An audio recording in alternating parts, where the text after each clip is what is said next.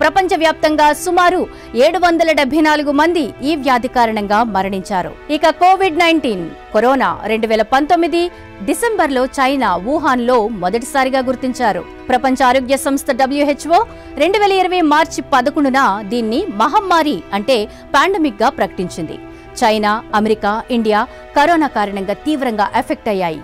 2 ఏళ్ల పాటు ప్రజలకు కంటి మీద కునుకు లేకుండా చేసిన కరోనా భారత్లో 5 లక్షల మందికి పైగా చావులకు కారణమైంది. ఇక ఇప్పుడు HMPV అంటున్నారు.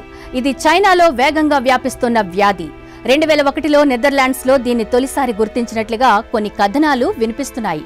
అయితే ఇది 1958 నుంచి మనుషుల్లో ఉన్నట్లు సెరోలాజికల్ ఆధారాలు స్పష్టం చేస్తున్నాయి.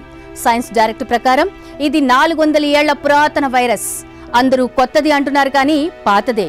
అయితే కేసులు కొత్తగా పెరుగుతుండడం ఆందోళన కలిగించే విషయం. జలుబు, దగ్గు, గొంతు నొప్పి, జ్వరం ఈ వైరస్ లక్షణాలు. కొందరికి శ్వాస సమస్యలు, న్యూమోనియా లాంటి తీవ్రమైన సమస్యలు కలుగుతాయి. ఇది కూడా చైనా నుంచి ఇతర దేశాలకు వ్యాపిస్తున్నట్లుగా విశ్లేషకులు చెబుతున్నారు. నిజానికి చైనాలో వన్యప్రాణుల వినియోగం, పశువుల పెంపకం ఎక్కువగా ఉంటుంది. జంతువుల నుంచి మనుషులకు వైరస్లు చాలా ఈజీగా సోకుతాయి. వన్యప్రాణుల మాంసం తినడం వల్ల కొత్త వైరస్లు మనుషులకు సంక్రమించే ప్రమాదం ఎక్కువగా ఉంటుంది. వన్యప్రాణుల మాంసంతో జూనోటిక్ వ్యాధుల ప్రమాదం పెరుగుతుందని సైంటిస్టులు స్పష్టం చేస్తున్నారు.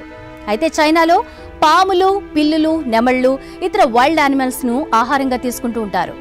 ఈ ఆహారపు అలవాట్లు జంతువుల నుంచి మనుషులకు వైరస్లు సంక్రమించే ప్రమాదాన్ని ఖచ్చితంగా పెంచుతాయి. చైనాలోని కొన్ని ప్రాంతాల్లో వన్యప్రాణులను తింటే అదనపు శక్తి వస్తుందన్న నమ్మకాలు ఉన్నాయి. ఇక చైనాలో వన్యప్రాణుల మాంసం మార్కెట్లు, ముఖ్యంగా వుహాన్ సీ ఫుడ్ మార్కెట్ వైరస్ల వ్యాప్తికి కేంద్రంగా నిలుస్తోందని స్టడీస్ చెబుతున్నాయి. ఈ మార్కెట్లలో జంతువులను జీవంగా విక్రయించడం వల్ల వైరస్లు మనుషులకు తీవ్రంగా సంక్రమిస్తాయి. ఇక చైనాలో అధిక జనసాంద్రత ఉన్న ప్రాంతాలు ఎక్కువే. దీంతో వైరస్లు ఈజీగా వ్యాపించడానికి ఛాన్స్ ఎక్కువగా ఉంటుంది. ఇది చైనా వైరస్ కథ.